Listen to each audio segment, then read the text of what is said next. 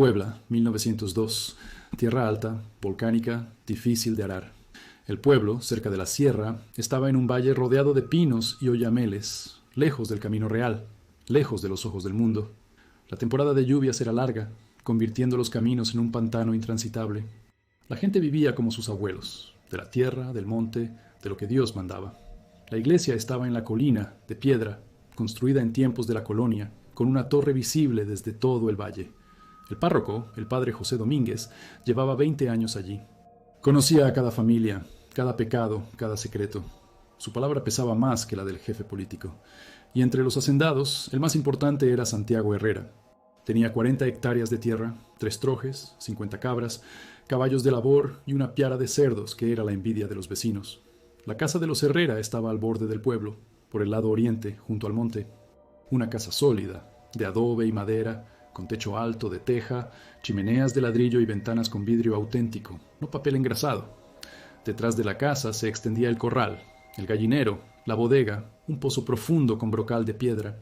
Y detrás del corral, separado por un murete de piedra, el huerto, viejos manzanos, perales, ciruelos, plantados por el padre de Santiago, con las raíces hundidas en la tierra de Puebla. Santiago Herrera era el cacique, un hombre corpulento, ancho de hombros, con una densa barba negra, salpicada de canas y ojos oscuros que no parpadeaban al mirar a la cara. Usaba un pesado jorongo de lana, incluso en verano, como si quisiera demostrar que los elementos no le afectaban. Su voz era grave, tranquila, nunca levantaba el tono. No lo necesitaba. Bastaba que Santiago Herrera dijera algo, y el asunto estaba resuelto.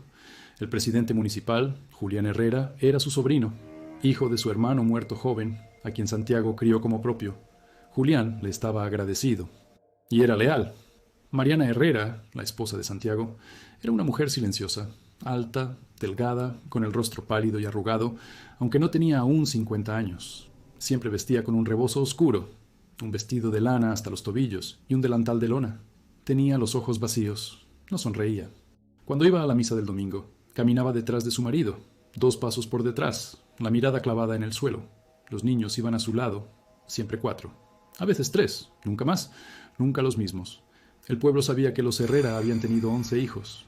Los más viejos recordaban los nacimientos, recordaban los bautizos, recordaban al padre anunciando desde el púlpito: ha llegado al mundo otro hijo en la familia Herrera, alabado sea Dios por su gracia. Pero nadie veía a los 11 hijos juntos. Nadie preguntaba por qué. Preguntar era dudar. Dudar era ofender al cacique. Y ofender al cacique significaba exponerse a su ira. Una ira silenciosa, fría, peor que un grito. Santiago Herrera era generoso. Si a alguien se le moría una vaca, Santiago le daba maíz para pasar el invierno. Si a alguien se le quemaba el granero, Santiago organizaba una colecta, poniendo él mismo la mitad de su bolsillo. Si alguien no podía pagar el impuesto, Santiago iba a ver al presidente municipal y decía: dale tiempo. Y le daban tiempo. La gente estaba agradecida. La gente decía: don Santiago es un santo, Dios lo bendice. Y el padre Domínguez decía desde el púlpito: Santiago Herrera es un ejemplo de caridad cristiana, que todos sigan su ejemplo. Pero había cosas que la gente prefería no ver, cosas de las que no se hablaba, como el hecho de que los hijos de los Herrera desaparecían, no todos a la vez, de uno en uno, de 2 en 2. Primero había 4 en la escuela parroquial, luego 3, luego otra vez 4, pero con caras diferentes. Los alumnos mayores recordaban a Ángela Herrera, la niña de pelo claro que sabía contar hasta 100. Llegó la primavera y Ángela ya no estaba. Mariana decía que Ángela se había ido con una tía a la capital. Nadie preguntó qué tía. Nadie preguntó por qué no volvía. Luego desapareció José, un niño flaco, de orejas grandes. Mariana dijo que José había enfermado de tisis, que el padre le había dado la extrema unción, que José había muerto de noche y que lo habían enterrado en el panteón de la parroquia. Solo que en el panteón no había ninguna tumba de José Herrera. El sepulturero, el viejo Tomás, bebía mezcal con los vecinos y una vez, después del 4.º trago, dijo: yo no enterré a José Herrera y yo entierro a todos los que se mueren. Al día siguiente, Tomás se rompió una pierna al caer de la carreta. Nunca más volvió a mencionar a José. Los hijos de los Herrera no pasaban de los 12 años. Nunca. Nadie vio a un Herrera de 13 años. Nadie vio a uno de 14. 4 niños iban a la escuela. El mayor tenía 10, quizá 11 años. Luego desaparecía. En su lugar aparecía uno más joven, siempre más joven. Es nuestra generación la que tiene el deber de recordar la verdad, incluso cuando otros intentaron enterrarla. Suscríbete al canal y quédate con nosotros. Estas historias deben sobrevivir antes de que los últimos testigos se vayan para siempre. En el huerto, detrás del corral de los Herrera, había cruces de madera. 11 cruces, alineadas en 2 filas, sencillas, sin nombres, sin fechas. Santiago decía que eran tumbas de animales, caballos, perros, gatos, todo lo que sirvió y murió, enterrado con respeto, porque las criaturas de Dios también tienen alma. La gente pasaba, bajaba la mirada y seguía de largo. Pero en primavera, cuando las lluvias cesaban, del huerto se levantaba un olor pesado, dulzón, a podredumbre, un olor que no encajaba con perros muertos, un olor que provocaba náuseas. Mariana Herrera quemaba leña en el fogón día y noche, y un humo denso se elevaba sobre la casa, como si quisiera tapar aquel olor con el humo de la leña. Nadie preguntaba qué quemaba, nadie iba al huerto. 1917, 15 años desde las primeras desapariciones, 15 años de silencio. El pueblo seguía viviendo como si nada. Santiago Herrera seguía siendo el cacique. Mariana seguía caminando 2 pasos por detrás. 4 niños seguían yendo a la escuela parroquial. El padre Domínguez seguía alabando a los Herrera desde el púlpito. La revolución estaba en marcha. El frente se movía lejos. A veces aparecían soldados federales, a veces zapatistas. Pero el pueblo permanecía intacto. Demasiado pequeño, demasiado pobre para interesar a nadie. En septiembre de 1917 llegó al pueblo una nueva maestra, la señorita Sofía Campos.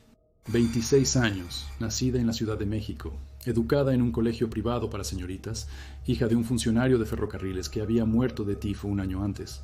Sofía se quedó sola, sin dinero, sin dote. Tuvo que trabajar. Le dieron la plaza en la escuela parroquial de la Sierra de Puebla.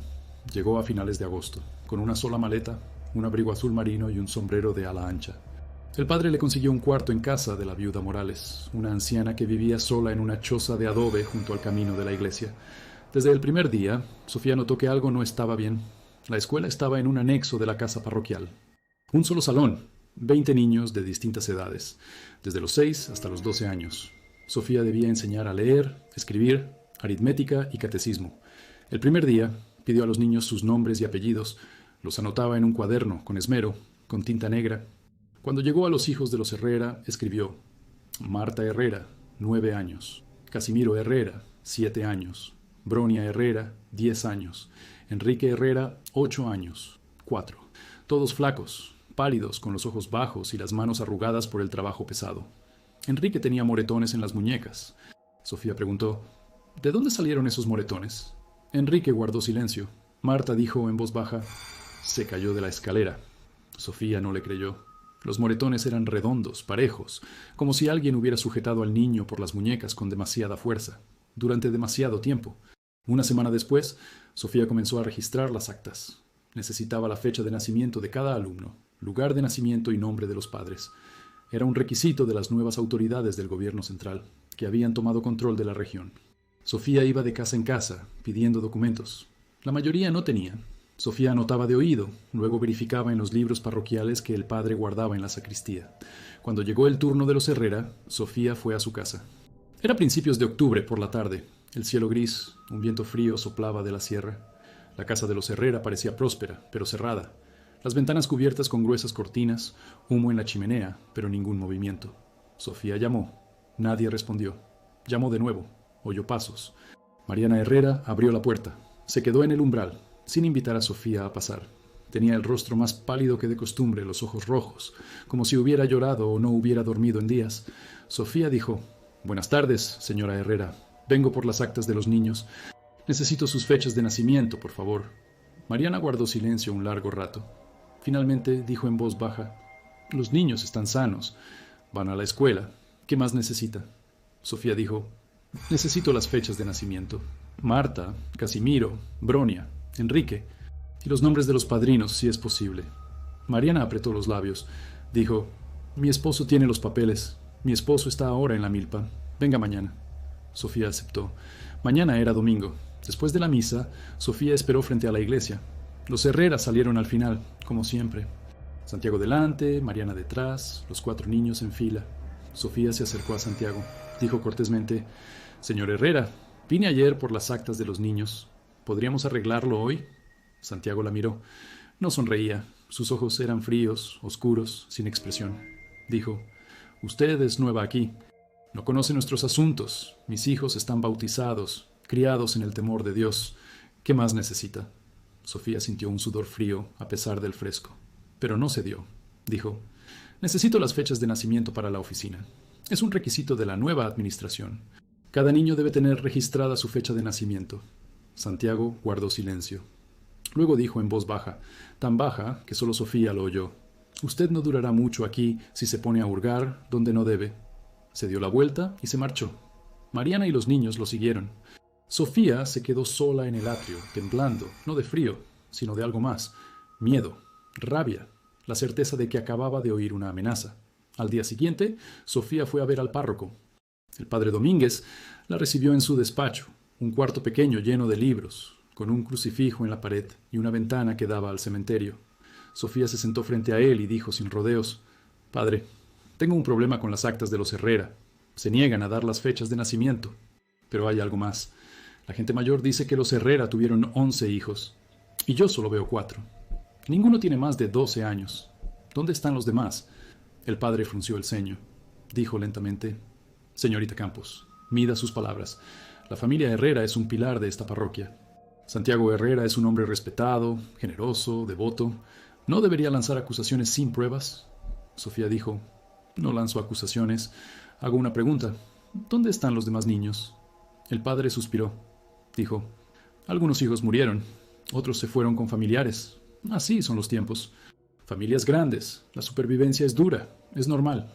Sofía dijo, «Si los niños murieron, ¿dónde están las tumbas? Estuve en el panteón. No hay tumbas de los niños Herrera».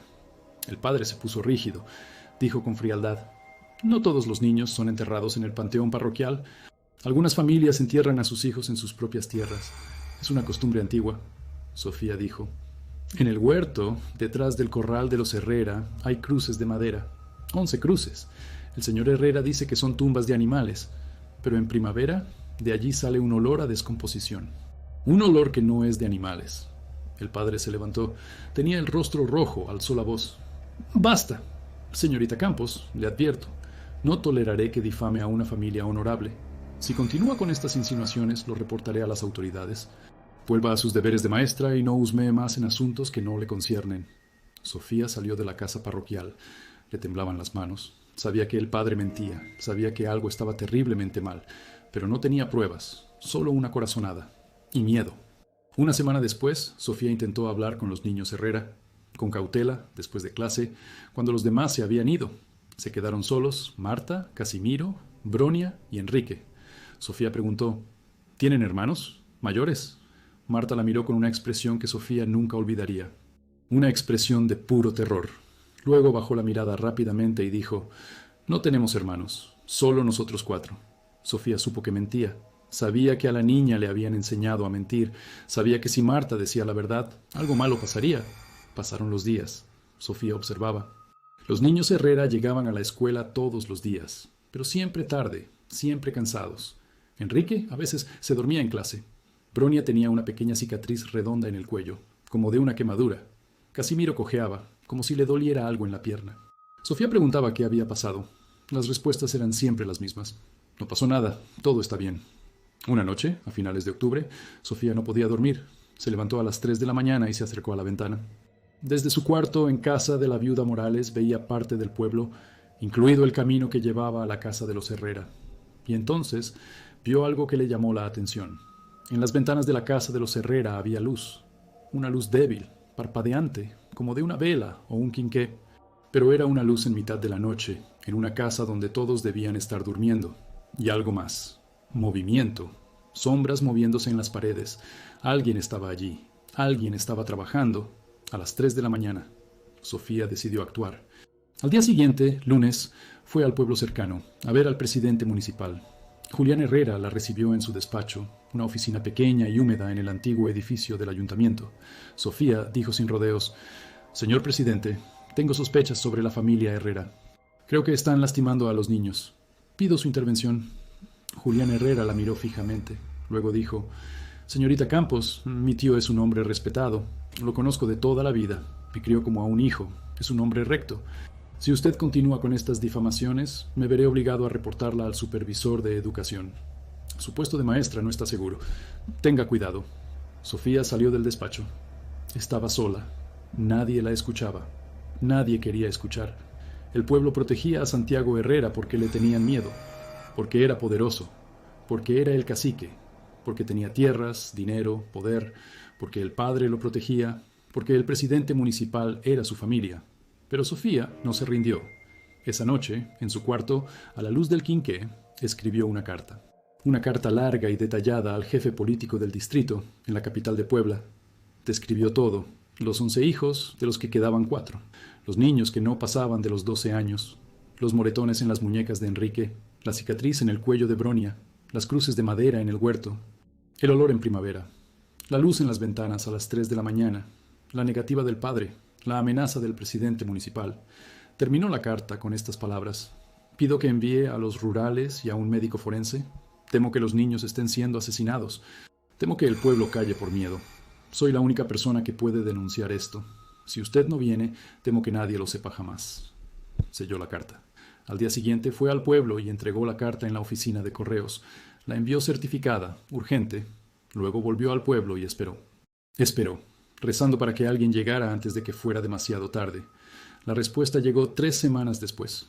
Noviembre era frío, lluvioso. Los caminos se habían vuelto un lodazal. Sofía se despertaba cada mañana con la esperanza de que ese día llegara alguien. Pero los días pasaban y no sucedía nada. Iba a la escuela, daba clases, observaba a los niños Herrera. Ellos también estaban cambiando. Estaban aún más callados, más encogidos. Marta dejó de responder a las preguntas, incluso a las más sencillas. Casimiro tenía una herida nueva en el antebrazo, roja, sin cicatrizar del todo. Sofía preguntó qué había pasado. Casimiro dijo que se había raspado con una rama en el monte, pero la herida parecía un corte, limpio, intencionado. Una tarde, a mediados de noviembre, la viuda Morales fue al cuarto de Sofía. La anciana parecía preocupada. Se sentó en una silla junto al fogón, juntó las manos en el regazo y dijo en voz baja: «Señorita Sofía, la gente anda hablando. Dicen que usted hace preguntas incómodas. Dicen que usted no respeta a los Herrera. Tenga cuidado. Santiago Herrera no es un hombre al que se pueda contradecir».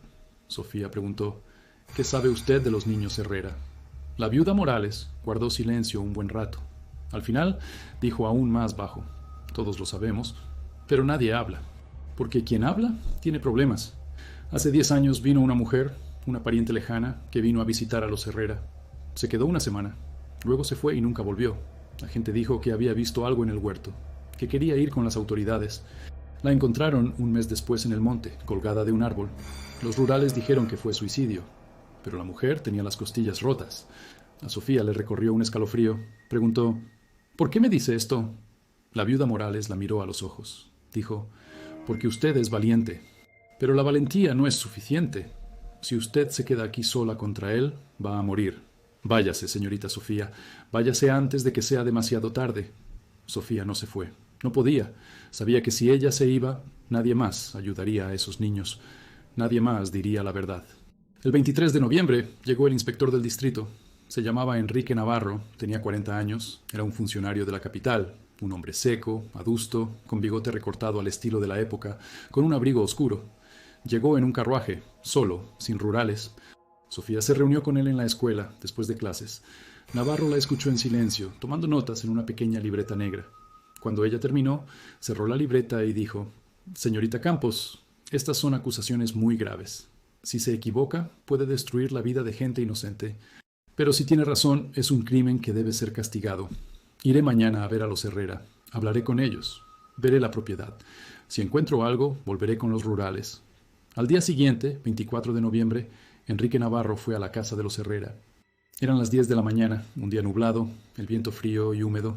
Sofía esperó en la escuela sin poder concentrarse. Los niños Herrera no vinieron ese día. Era la primera vez que faltaban desde que Sofía trabajaba allí. Su ausencia era como un grito.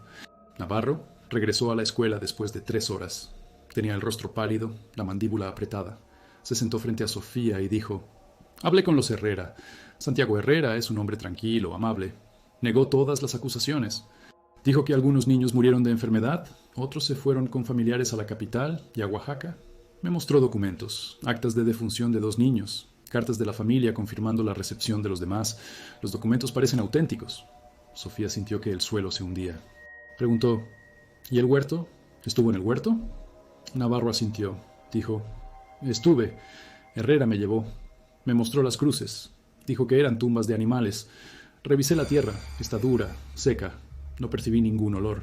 Quizá en primavera, como usted dijo, pero ahora no hay nada. No puedo cavar la tumba de un animal sin una prueba clara de un crimen.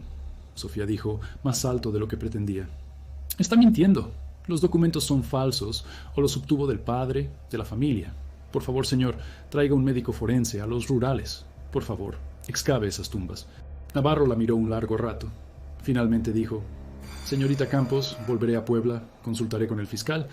Si él considera que hay base para una investigación, volveremos con una orden de registro y exhumación. Pero eso tardará, quizá una semana, quizá 2. Por favor, mantenga la boca cerrada. Si Herrera se entera de que usted sigue acusándolo, podría desaparecer, como aquella mujer de hace 10 años. Se fue. Sofía se quedó sola. Sabía que una semana era demasiado tiempo. Sabía que Santiago Herrera ya sabía que alguien lo observaba, que alguien hacía preguntas. Sabía que si algo debía hacerse, tenía que ser ahora. Esa noche, 24 de noviembre, Sofía no durmió. Estaba acostada, mirando el techo, escuchando. A la 1 de la madrugada oyó algo, pasos en el camino, pasos pesados, rítmicos. Se levantó, fue a la ventana, apartó la cortina. En la oscuridad vio una silueta. Un hombre ancho con un jorongo largo, Santiago Herrera. Iba por el camino, hacia el monte, cargando algo a la espalda. Algo largo, envuelto en una lona, algo del tamaño de un niño. Sofía sintió que el corazón se le paraba un segundo. Luego empezó a latir como un martillo.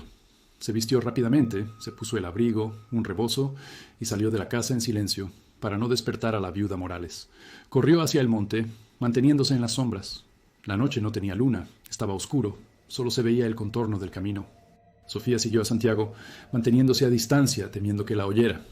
Él se adentró en el monte, a un lugar que Sofía conocía. Un claro donde había un viejo horno de cal, abandonado hacía tiempo, cubierto de musgo y helechos. Sofía se escondió detrás de un árbol, observando. Santiago puso el bulto en el suelo. Desenvolvió la lona. A la poca luz que se filtraba entre las nubes, Sofía lo vio.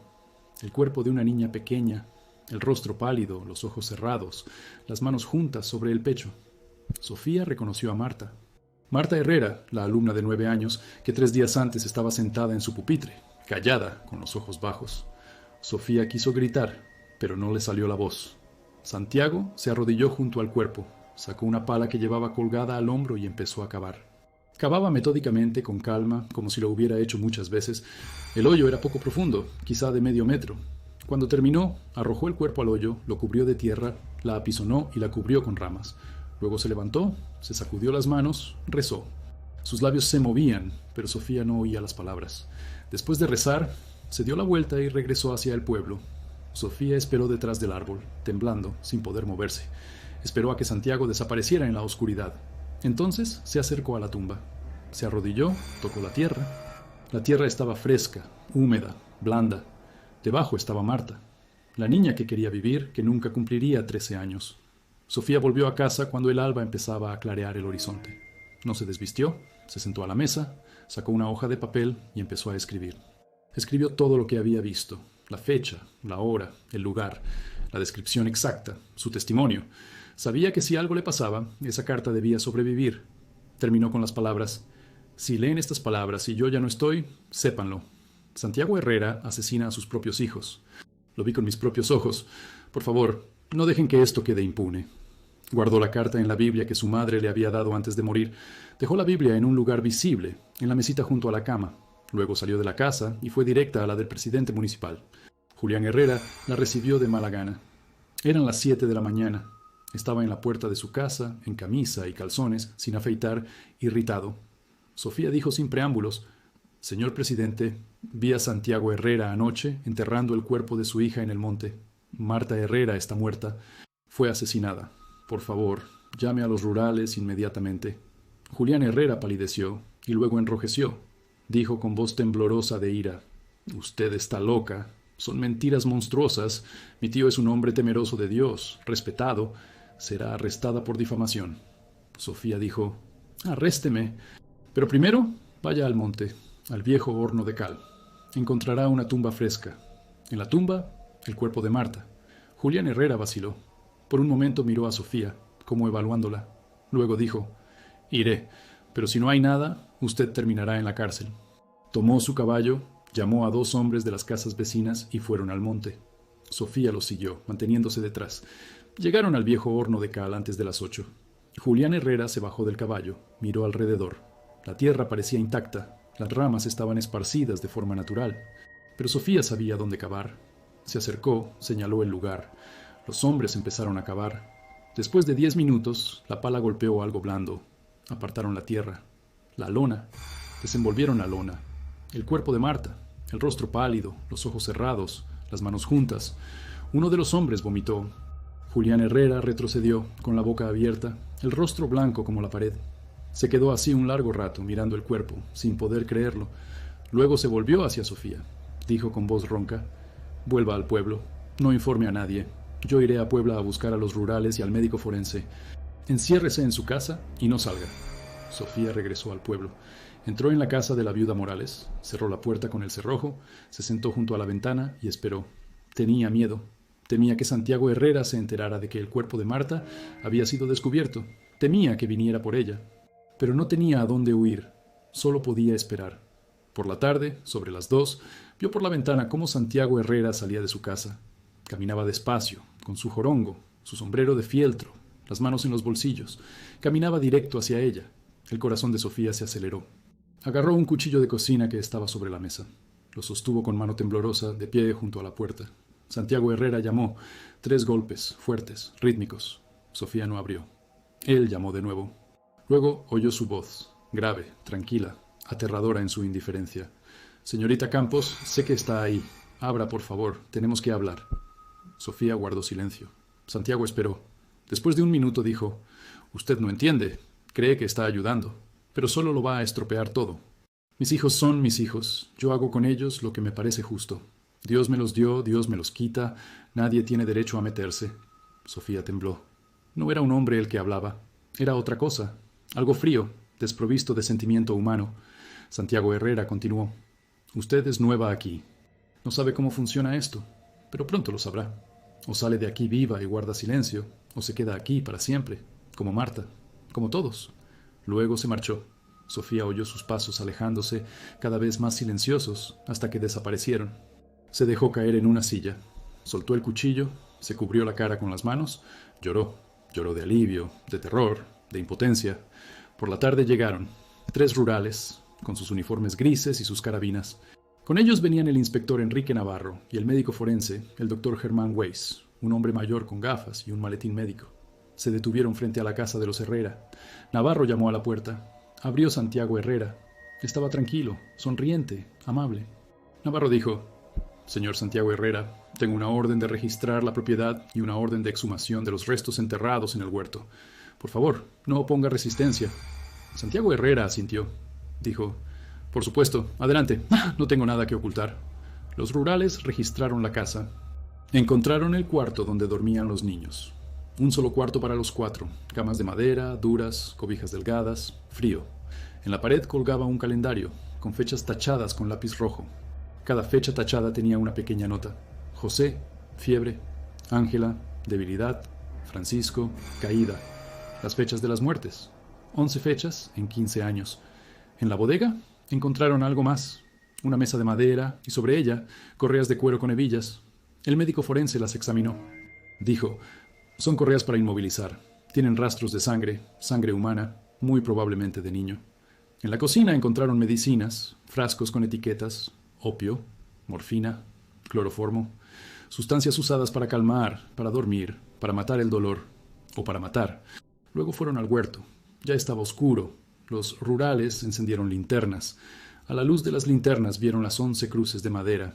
El médico forense señaló los lugares para cavar. Los rurales y los hombres del pueblo, a quienes el presidente municipal obligó a ayudar, empezaron a cavar. Abrieron la primera tumba a las 9 de la noche. Huesos pequeños, delicados, infantiles. El médico forense los examinó. Dijo: «Esqueleto de un niño, sexo probablemente masculino, edad unos 10 años, huesos del antebrazo rotos, sin soldar, muerte probablemente por traumatismo o agotamiento». La segunda tumba, la tercera, la cuarta. Cada una contenía los restos de un niño. algunos más antiguos, más descompuestos, otros más recientes con fragmentos de tejido.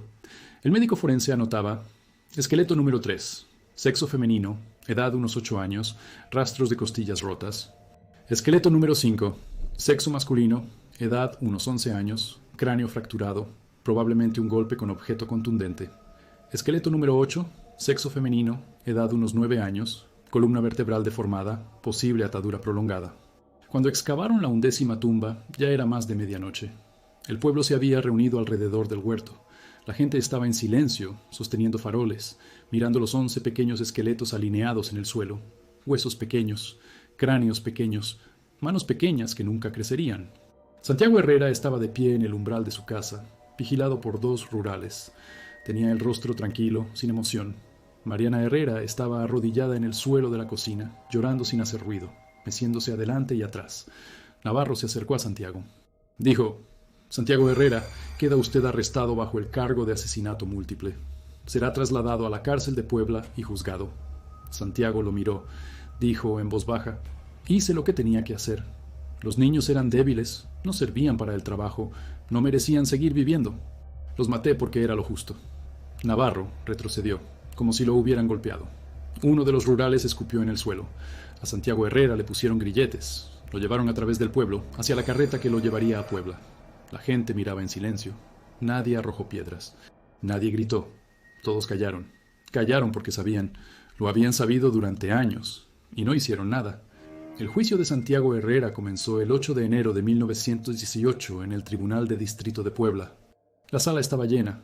Periodistas de la capital, funcionarios del gobierno, representantes de la iglesia, habitantes de los pueblos vecinos. Sofía Campos estaba sentada en la primera fila, vestida con un traje oscuro, las manos juntas en el regazo, el rostro pálido pero tranquilo. Durante los 2 meses desde el arresto de Santiago, había vivido escondida en Puebla, en casa de una pariente lejana del inspector Navarro, temiendo la venganza de la familia Herrera o de aquellos en el pueblo que aún creían que debió guardar silencio. Mariana Herrera estaba sentada junto a su esposo, encogida, aún más pálida que de costumbre, con los ojos clavados en el suelo. Fue acusada de complicidad, aunque el fiscal no estaba seguro de si era una perpetradora o una víctima más. Los 4 hijos supervivientes, Casimiro, Bronia, Enrique y la más pequeña, Guadalupe, de 6 años, de cuya existencia Sofía no sabía, fueron internados temporalmente en un orfanato de monjas en la ciudad. No se les permitió estar presentes en el juicio. El juez presidente, Ernesto von Moltke, un funcionario de la capital de mediana edad, de rostro severo y voz fría, abrió la sesión. Santiago Herrera, de 53 años, acusado del asesinato de 11 de sus propios hijos entre 1902 y 1917. ¿Cómo se declara el acusado? Santiago Herrera se puso de pie. Llevaba grilletes, la misma camisa oscura y los mismos pantalones con los que fue arrestado. Miró al juez sin miedo. Dijo con voz firme y tranquila: no reconozco la culpa. Hice lo que era justo. Los niños eran míos. Yo los engendré. Yo tenía derecho a quitarlos. Un murmullo recorrió la sala. El juez golpeó el mazo. Dijo: respuesta registrada. El acusado no se declara culpable. El fiscal, un joven llamado Carlos Lozano, educado en la Universidad de la capital, presentó las pruebas. Habló durante 4 horas. Describió cada esqueleto encontrado en el huerto.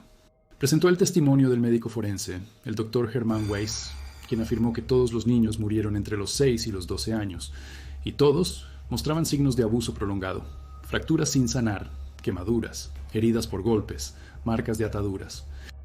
Presentó el calendario encontrado en la casa, con las fechas tachadas y las notas sobre debilidad y fiebre, eufemismos para los asesinatos. Presentó las medicinas encontradas en la cocina, opio, cloroformo, morfina, usadas para sedar a los niños antes de matarlos para que no gritaran. El fiscal presentó el testimonio de Sofía Campos. Sofía declaró durante 1 hora, con voz baja pero clara, contando todo desde el principio. Desde que notó que los niños no pasaban de los 12 años, pasando por las amenazas de Santiago y la negativa de ayuda del padre y el presidente municipal, hasta la noche en que vio a Santiago enterrar el cuerpo de Marta. Cuando terminó, el juez preguntó: ¿desea el acusado interrogar al testigo? Santiago Herrera se levantó, miró a Sofía. Dijo: usted no entiende. Cree que salva niños, pero solo prolonga el sufrimiento. Los niños que no son fuertes no merecen vivir. Es la ley de la naturaleza. Yo quitaba a los débiles, dejaba a los fuertes. Eso es justicia. Sofía lo miró, sin responder. En sus ojos ya no había miedo, solo repugnancia y tristeza. El fiscal presentó más testigos. La viuda Morales testificó, temblando, que sabía de las desapariciones, que tenía miedo de hablar, que Santiago Herrera amenazaba a quien hiciera preguntas. El sepulturero, el viejo Tomás, ahora con muletas, testificó que nunca había enterrado a ninguno de los hijos de Herrera en el panteón parroquial, aunque Mariana afirmaba que algunos estaban allí. El padre José Domínguez fue llamado como testigo, pero se negó a declarar, acogiéndose al secreto de confesión. El juez lo amenazó con la cárcel por desacato, pero el párroco no cedió. Finalmente lo dejaron ir, pero la reputación del sacerdote quedó destruida. La gente sabía que había callado, que sabía que había protegido al asesino.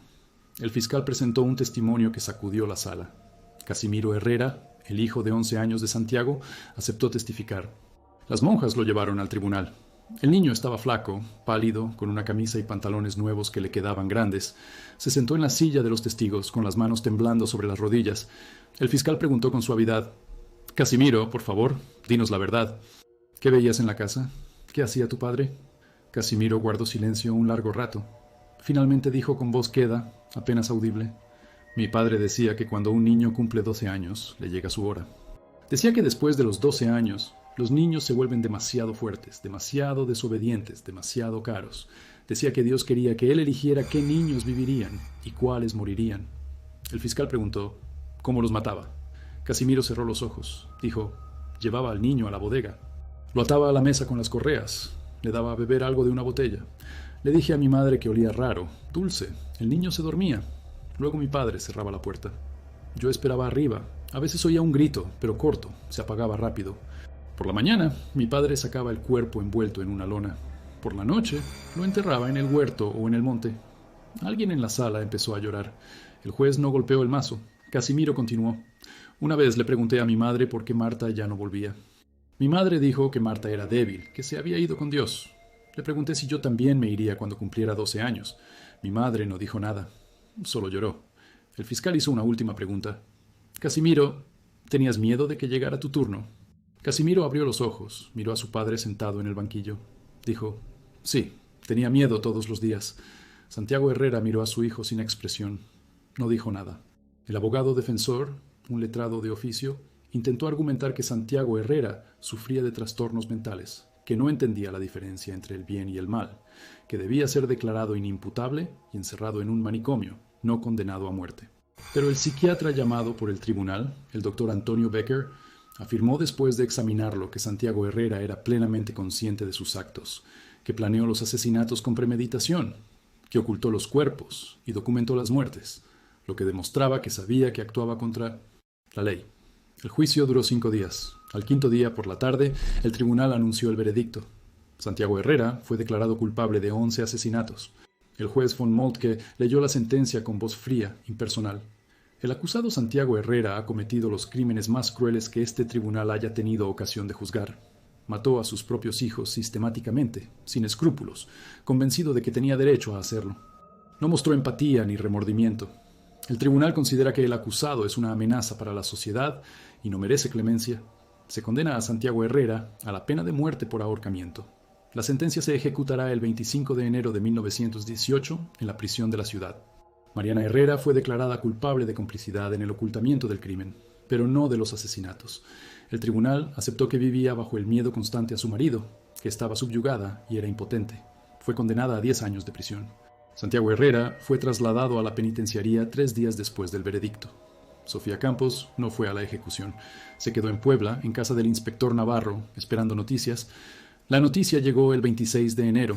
Un telegrama corto. Sentencia ejecutada. Santiago Herrera, ejecutado al amanecer, no mostró arrepentimiento hasta el final. El pueblo en la Sierra de Puebla nunca volvió a la normalidad. La casa de los Herrera fue abandonada. Nadie quiso vivir allí. Nadie quiso comprar la tierra. Se decía que por las noches se oía el llanto de los niños, que en el huerto rondaban los espantos. El padre José Domínguez fue trasladado a otra parroquia por el obispo, oficialmente por su edad, extraoficialmente por la vergüenza que trajo a la iglesia. El presidente municipal, Julián Herrera, renunció a su cargo, incapaz de soportar el peso de haber defendido a su tío, desoyendo las advertencias. Los 4 niños Herrera supervivientes fueron adoptados por diferentes familias. Casimiro fue acogido por un primo lejano en la Ciudad de México, Bronia, y Enrique acabaron en familias campesinas de los alrededores de Puebla. Guadalupe permaneció en el orfanato y más tarde fue adoptada por un matrimonio sin hijos en Veracruz. Ninguno de ellos volvió jamás al pueblo. Ninguno usó el apellido Herrera. Casimiro se lo cambió a Morales. Bronia se casó y tomó el apellido de su marido. Enrique emigró a Estados Unidos en los años 20. Desapareció sin dejar rastro. De Guadalupe solo se supo que murió joven, a los 23 años, de tuberculosis. Sofía Campos dejó la sierra en la primavera de 1918. No podía quedarse. La gente del pueblo no la miraba con gratitud. La miraba con resentimiento, como si ella fuera la culpable de que su vergüenza saliera a la luz, como si ella, y no Santiago Herrera, fuera el monstruo. Regresó a la Ciudad de México. Consiguió trabajo en un colegio para señoritas. Nunca se casó. A veces escribía cartas al inspector Navarro, preguntando por el destino de los niños Herrera. Navarro respondía brevemente, con sequedad, dando hechos, sin comentarios. La última carta que Sofía recibió de él fue en 1925. Decía: Casimiro termina la escuela. Le va bien. Bronia se casó, tiene un hijo. De los demás, no sé. El pueblo de la sierra sigue vacío. El huerto fue talado. La tierra vendida por nada a otro campesino, que la aró y sembró maíz. Dicen que el maíz no crece bien allí. Dicen que la tierra está maldita. La casa de los Herrera se quemó en 1930. Nadie vio cómo empezó el fuego, pero nadie intentó apagarlo. Ardió toda la noche y la gente se quedó mirando en silencio cómo el fuego devoraba el adobe y la madera, todo lo que quedaba. Cuando por la mañana solo quedaron cenizas y la chimenea, alguien puso una cruz de madera sobre los escombros, sin nombre, sin fecha, solo una cruz, un recordatorio. El sacerdote que llegó después del padre Domínguez, un joven vicario llamado Andrés Morales, intentó hablar del caso Herrera durante los sermones. Habló del pecado del silencio, del pecado de la complicidad, de que todo el pueblo cargaba con la culpa. La gente dejó de ir a misa. El vicario les rogaba que volvieran, que se confesaran, que pidieran perdón a Dios. Algunos iban, se arrodillaban en el confesionario, lloraban, admitían que sabían, que sospechaban, que tenían miedo de hablar. El vicario les daba la absolución, pero sabía que ninguna absolución borraría lo que hicieron o lo que no hicieron. En los años siguientes, la región sufrió la guerra cristera y luego la agitación política. Muchos hombres del pueblo murieron. Muchas mujeres perdieron sus hogares. Después de años de conflicto, los que sobrevivieron volvieron a lo que quedaba. Ruinas, vacío, recuerdos. Pero el caso Herrera nunca se olvidó. Los viejos contaban a los jóvenes a sus hijos. La historia sobrevivió, aunque muchos quisieran enterrarla junto con los restos en el huerto. En los años 50, el gobierno intentó usar el caso Herrera como propaganda contra la iglesia, acusando a los sacerdotes de proteger a criminales y explotar a los campesinos. Pero la gente del pueblo no quiso hablar de eso, no con extraños, no con el gobierno. Era su vergüenza, su secreto, su dolor. No permitieron que nadie la usara con fines políticos. Casimiro Herrera, que cambió su apellido a Morales, sobrevivió a las guerras, se casó, tuvo 2 hijos, nunca les dijo quién era su padre, nunca les dijo lo que vio en su infancia. Solo en su lecho de muerte, en 1973, a los 66 años, le contó a su hijo, Santiago. Sí, llamó a su hijo como a su padre, como si quisiera redimir el nombre, darle un nuevo significado. Se lo contó todo. El hijo escuchó en silencio, sosteniendo la mano de su padre, llorando. Cuando Casimiro murió, su hijo fue al pueblo de la sierra. Encontró el lugar donde una vez estuvo la casa de los Herrera. Un campo de maíz, nada más. Se detuvo allí. Rezó por las almas de los 11 niños que nunca conoció, cuyos cuerpos yacían en algún lugar de esa tierra. Luego se fue y nunca volvió. Esta historia debe recordar a cada generación que el mal florece donde la gente buena guarda silencio. Si quieres conocer otros casos igual de brutales y silenciados durante años, suscríbete al canal y quédate con nosotros. Estas historias deben salir por fin a la luz, antes de que el recuerdo se pierda para siempre. Hoy, más de 100 años después de los asesinatos, el pueblo aún existe. La gente vive, trabaja, reza en la misma iglesia, pero nadie se acerca al lugar donde estuvo la casa de los Herrera. La tierra allí está vacía. El maíz crece débil, torcido, como si algo en el suelo estuviera mal.